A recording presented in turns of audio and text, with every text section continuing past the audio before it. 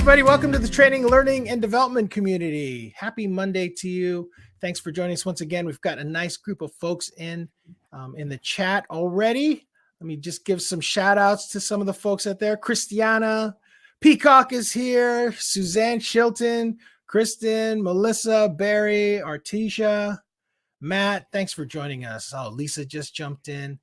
Well, we have another member showcase. I think I mentioned it last week as well. I've got a lot of member showcases coming up. I've got them all the way through August. So you're going to see this as a regular TLD cast broadcast. And of course, we're going to be filling in with some topic broadcasts throughout the year, and then also events. I'm going to try to do more virtual conferences. Like for instance, in July, we have AIDC 21, the Accessible and Inclusive Design Conference that's happening next month. AIDC21.com. Go ahead. You should sign up if you haven't already. It's free, and we'll be talking about accessibility and exclusion for that one.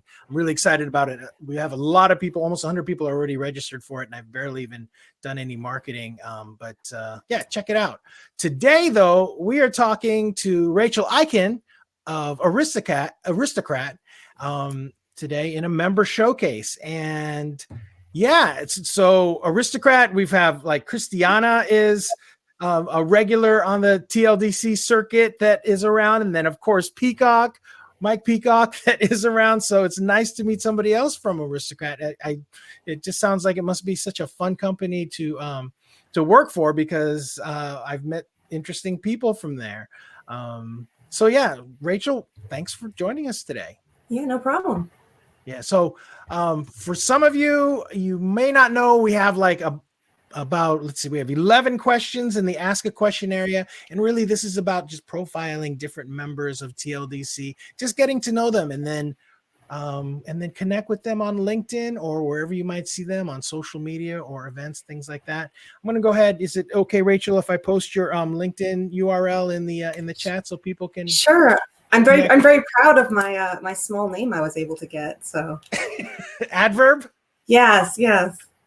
That's really let's start with that, because I think that's if I remember correctly, that's also your Gmail address. It is. I was an early adopter of Gmail, so I snagged it while I could. That's a big deal. It's like almost like owning a 4-letter domain. So what's the deal with Adverb?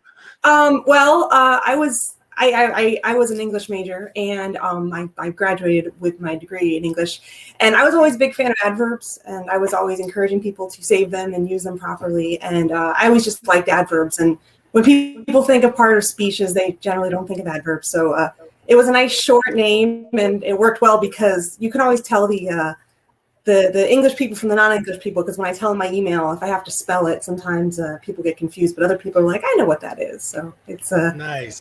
All right, so let's start out there too. English major here too. Oh, yeah. No idea why, but I did it. I think it's like just to satiate my parents and to pretend that I wasn't going to end up trying to be a musician. But English major, you end up an instructional designer. How did that happen? What was that journey like? So actually, funny story, I started in technical writing. So when people like to say, there's a whole song about what do you do with a degree in English, go into technical writing, because there are plenty of jobs for technical writers with degrees, and even you don't always need a degree too. So I started in technical writing. I thought that's what I wanted to do for my entire life, and then I kind of learned that I needed something a little bit more. I liked instruction and I liked writing, but I think I did a lot of software documentation, and so I was feeling a little unfulfilled. So I made a little career switch, and after my technical writing job, I went on a cruise ship to teach computer classes, which was a total 180. So that was interesting, but that was how I got into the field of training. And then through the field of training, after several different spots, I ended up at Aristocrat as first a trainer and now as a curriculum developer. Wow. Yeah, Lisa's saying that sounds so fun. I did see that on your profile, Princess Cruises. Wait, can you tell us more about that? What people just go on the ship to learn? Well, okay, so no one goes on, as much as I like to think so, no one goes on the ship specifically for computer classes, but when you think of like the longer cruises, so most people go on like a 7-day Caribbean cruise, but there's 14, there's 28-day cruises, there's really long cruises.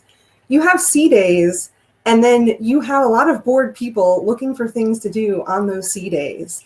So what I would do is I would teach on sea days, teach 6 or 7 computer classes in a variety of topics, such as Photoshop. That was my most popular, was Photoshop.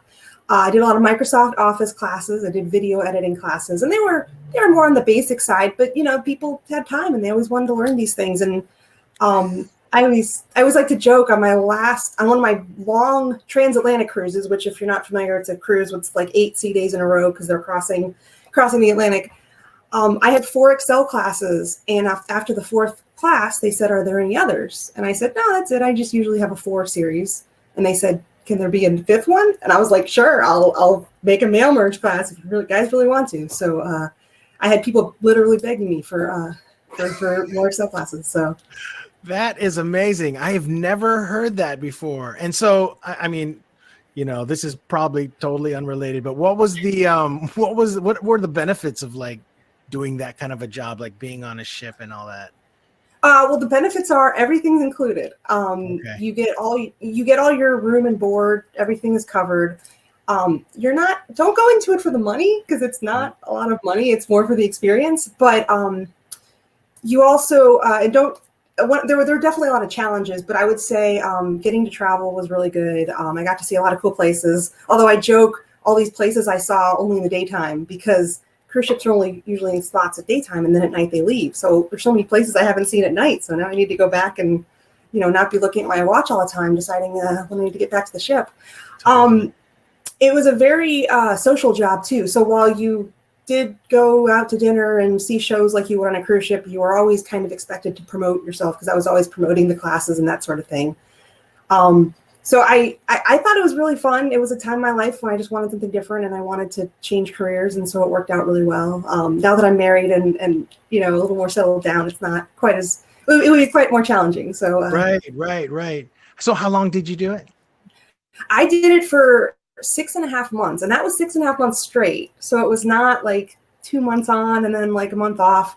And my favorite question I get is, how many days did you get off? And when you're on a ship, you do not get any days off. You're always doing something. You're always working, even if you're not teaching, you're processing things. And I was also a 1-person department. So if something messed up, it fell on me. So it was definitely, wow.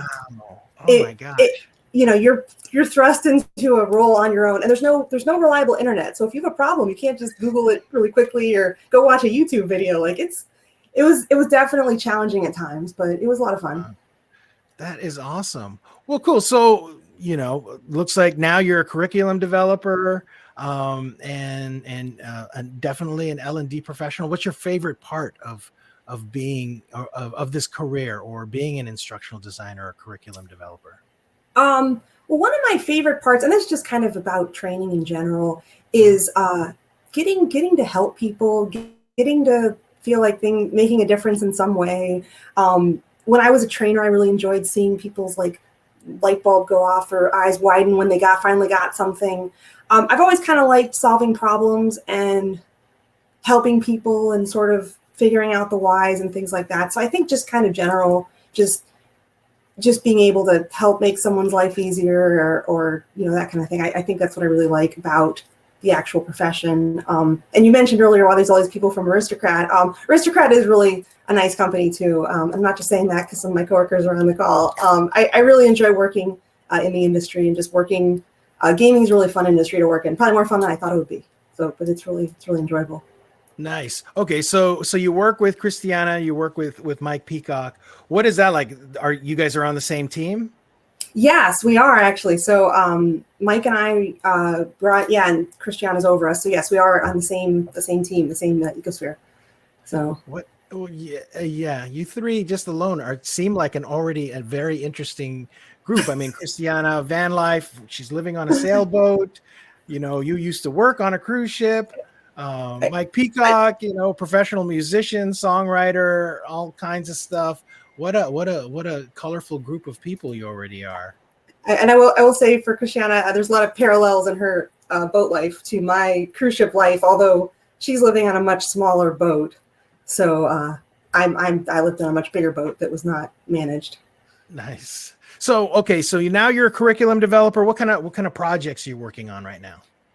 So a lot of what I do is I do documentation or instructional materials for our software side. So the way I describe it, have you ever gambled at all, or have you ever played a slot machine? I have. I have. Okay. So when you stick your card in, there is a when you stick your card in, it says, "Hey, Lewis, welcome to such and such casino," and then you earn points and things like that. There's a lot of software behind the scenes that you don't see. So that software that runs the machines and tells me how often Lewis has been playing and what kind of offers I can send him, making everything run smoothly. That's what I do. Wow. Okay. All right. Yeah. For some reason, as soon as you said that little card, this M Life for some reason just popped into my head, which M Life is perfect example, right? So there's all that stuff behind the scenes that you don't have to worry about. You just have to stick your card in, and it knows who you are, and it knows what you played, and all that software behind the scenes. Then yeah, and Christiane actually made an interesting point. She said that we've been circling each other for years. So Christiane and I actually went to the same university for different degrees, but then Melissa, who's also in this call, we went to the same school too, but that was in Florida. So I live in Nevada now. So it's very interesting that I go to the same school, that these paths have crossed when they're not necessarily close to one another. So I thought that was interesting. That's totally cool. That is really, really cool. Yeah. So, wow. Okay. So that's what you're doing right now. You're building this stuff, like I mean, is that you're writing curriculum to help train people on how does that Yeah, so some of it's self-guided and some of it's for our instructor-led trainings. And I was actually on the other side of the coin a few years ago when I started Aristocrat. I was originally a trainer, and I would use the materials developed by the curriculum developed department or area. And then, and so kind of I've been on both sides now. So now I'm on the developing side. But yes, it's both self-guided and instructor-led type stuff. So are you teaching people how to read like the analytics or the data off the card? Or that's a very good question. So our job is to tell you how on a basic scale things work, but there's another department that handles the analytical side, and that's always been like, okay, well, where does our job end and their job begin? Because we don't want to step on any toes. But you're right, there is that sort of. So we kind of tell you, here's how to look at the data, but we don't necessarily tell you, okay, so Lewis has played, $30 in the slot machine. Here's what kind of offer you should send him. So we try not to go too far, but we try to give people the idea of how to look at it, but not necessarily what to do with it. Oh, how fascinating. Okay. I actually don't gamble a lot, but I will definitely remember this if I ever do get one of those cards again and play another slot machine. And I will admit, when I go to casinos now, I never cared before like what player tracking system they used or what software they used, but now like I'm always, what's going on there? What's that there? And because it's and now it's in your world, and so just the little things you don't notice until you become in the industry. That's hilarious. Yeah, that's such a nerdy thing to do. Like I used to have a roommate who did tile, and every time we went anywhere there was tile, he'd be like, "Oh, look at this tile." It's like enough already. Everywhere we go, you're talking tile. Yeah. I hear you. So so you have been kind of doing this stuff like what, since 2005 or so?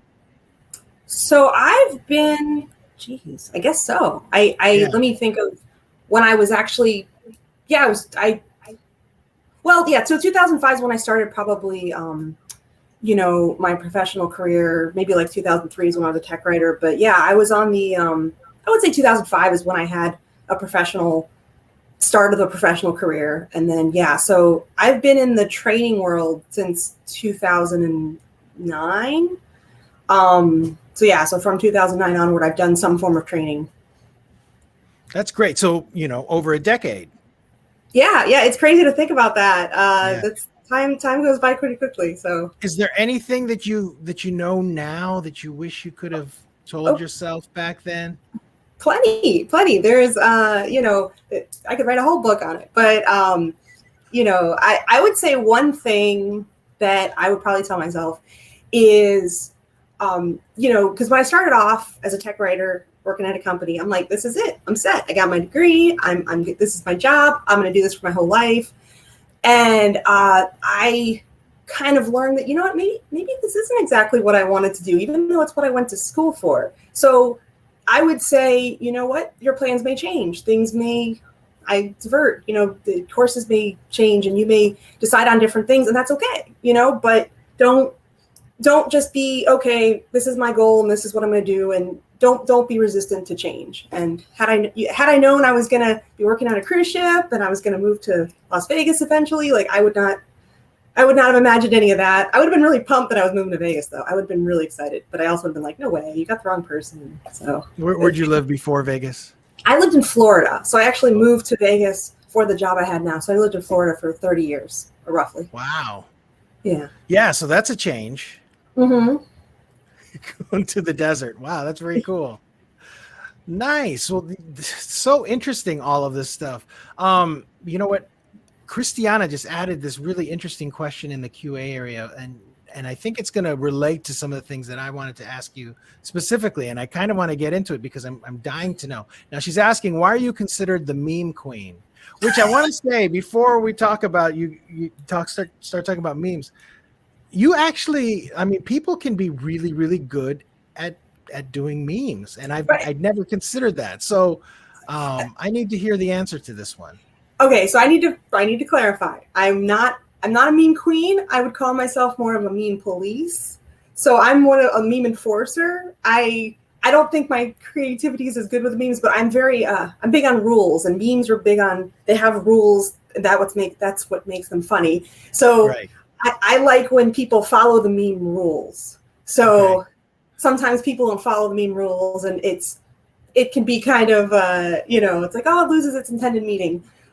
So I'm, and you had mentioned before, so the other job I had is that I taught webinars to librarians, and one of the many topics I did was memes, and because they wanted to know that they don't really know anything about memes, and they hear about them and they think they should know, but they're too scared to ask. So I kind of put this introductory presentation together, and then I showed them, okay, here's how you can verify what a meme is and what it does, and here's how you can make them, and then here's how you can use them in your library to be effective and to reach out to a younger audience.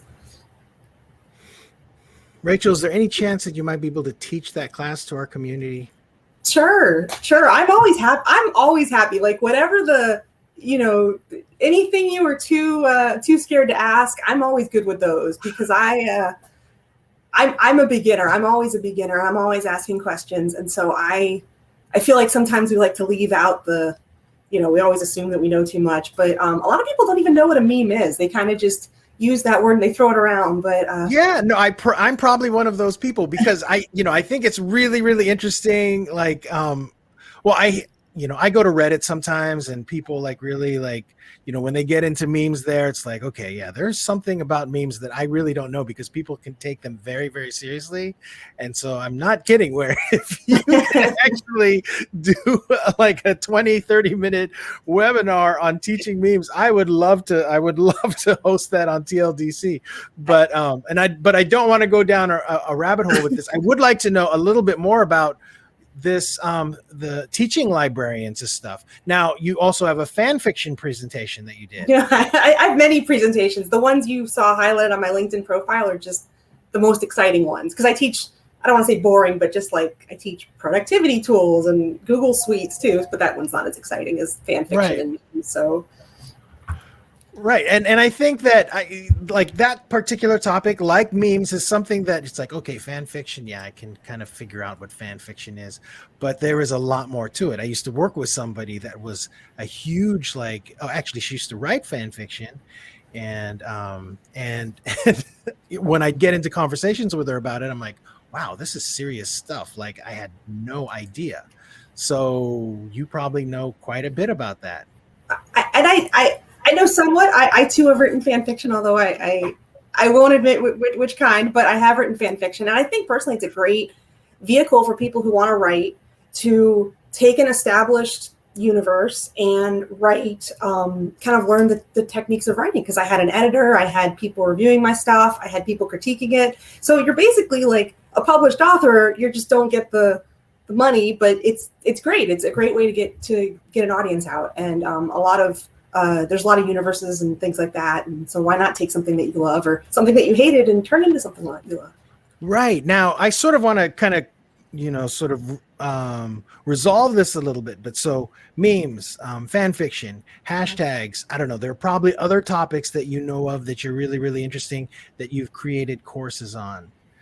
This isn't like typical. I haven't met like a lot of instructional designers out there. Like, for instance, I don't know if Mike Peacock has done it, but like, like a musician, like a guitar player, like, since he's an instructional designer, has he created a course on, like, say, tuning a guitar or changing strings or doing something like that? It seems like it's a parallel, but for you, it's like things that you're actually interested in, you've created courses for.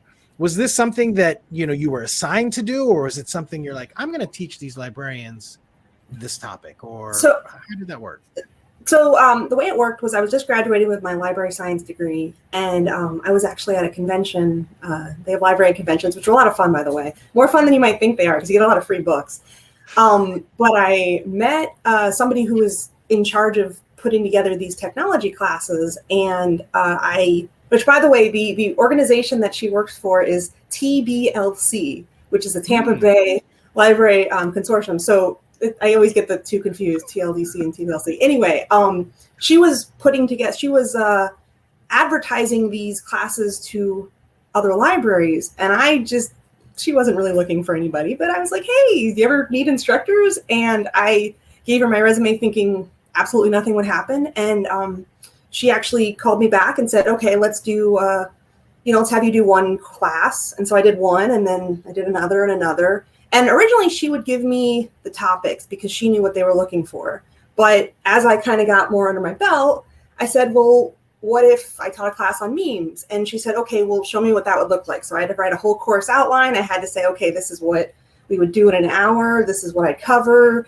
And, it got to the point where I would just throw topics at her, and she wouldn't necessarily need the course outline anymore. She'd say, yeah, I trust you. You can do it. So the downside to that is, if you don't have a course outline, you have to do more work later on. So if you're a slacker like me, sometimes you find yourself a week out and you're like, oh no, I guess I gotta figure out what I'm doing. But it all worked out. So yeah, it was kind of a gradual thing. But I was the one that pitched the memes and the fan fiction, and we would call it pop culture series. That was what we called it. And so, man, that is so cool. Yeah, and I kind of thought about things that I would see people using incorrectly or wrong, and that was kind of how I came up with the idea. And you don't want to scold people because they don't know better. So I wanted to say, all right, well, let's have an introductory. And the hashtag class is really interesting because so many people were confused on people using hashtags in ironic, for lack of a better word, sense. So I don't know if people still do this anymore, but they would say things like, I'm late to class again, hashtag huge slacker, or something like that. And they didn't understand that those hashtags weren't really being used as legitimate hashtags. People were just trying to, use it for comedic effect. So that was definitely one of the misconceptions I was trying to clear up. And I was like, hashtags can be used properly, but not in this instance. So, right. And the thing is I think the reality is courses like this are extremely useful. And because there are so many topics that I have no clue about, my age or whatever, just being kind of a nerd. I don't know about a lot of stuff. And I would, I think it was Lisa and others in the, like, there you go. Melissa's talking about the intricacy of, I don't even know how to pronounce DOGE, but Doge. Doge. Yes, I don't even know what that is. And so I would absolutely love for somebody to teach me that stuff. So this is great. And Jenny's saying library nerds are very entertaining nerds. And I totally agree with that. Library nerds are the best. They are the best kind of nerds. I was going to answer Lisa's question. She said, how do you relate memes to GIFs? And GIFs can be memes, but not all memes are GIFs. So that's the short answer. So, they're not a one-to-one relationship. Wow, this is great. All right. Well, let me get back to some more of these questions. We only have a few more minutes left. Is there a particular training project that you're especially proud of, that you want to kind of brag about? Yeah, sure. So unfortunately, it's a pre-pandemic project, but we have at Aristocrat, we have a bunch of techs that go out in the field and train other people at the casinos with the software. And so we were developing a program for them to kind of help improve their public speaking skills and specifically their software training skills. And we had designed, I worked with another colleague of mine, Maria. We had designed a sort of curriculum to go step by step through different areas that needed focus. So like one of the topics we talked about was how to design a PowerPoint. And another thing that we talked about, I'm trying to think of the other, some of them was just kind of, speaking for more than a minute or a couple minutes at a time. So we kind of built on this, and we're in the process of doing a mobile class because we're going to teach about how to train on mobile devices. But unfortunately, the pandemic hit, so it got kind of halted. But that was really fun because I got to use my skills as a trainer to be knowledgeable and to offer my knowledge, but kind of tie it together. So that was a lot of fun. I really enjoyed working on that, and hopefully, when things pick up, we can pick it up again. So nice. That's a good one. How would your best friend describe what you do for a living? It depends on who you ask. So some people think I train people how to play slot machines, which is not true. That would be fun, but that's not what I do. But I would say they'd probably say something to do with training and something to do with casinos. I will admit sometimes I don't correct people when they call me a trainer because I was a trainer for so long, and I feel like curriculum developer is a little harder of a concept for people to grasp than a trainer. Mm-hmm. So whatever, they're in the same ballpark. As long as they don't think I'm a personal trainer, then they're gonna be sorely disappointed. So right, yeah, no, I see that happens quite a bit with the people that I know. I mean, just it's kind of bizarre, but yeah. And I also add when I was a technical writer and I would tell people what a technical writer did, I would always get, oh, that sounds so boring, and I just got so sick of that I was like, whatever, I'm not gonna be very intricate about what I do. I just, if people want to know more, they can ask questions. So, would you try to respond to that at all? Is there anything that you would actually try to come back with? As the more I heard it, the snarkier I got. But it's probably not. People mean well. Just like when I tell people on the cruise ship classes, people are like, "Oh, people do that on a cruise ship," and I was like, "Well, they do." So, but at least it was kind of something easy to get across. So, right. So I just say training. I keep it vague unless they want to know more. Like if I'm at like a DevLearn or something, then yeah, they're going to know what a curriculum developer is. So love it.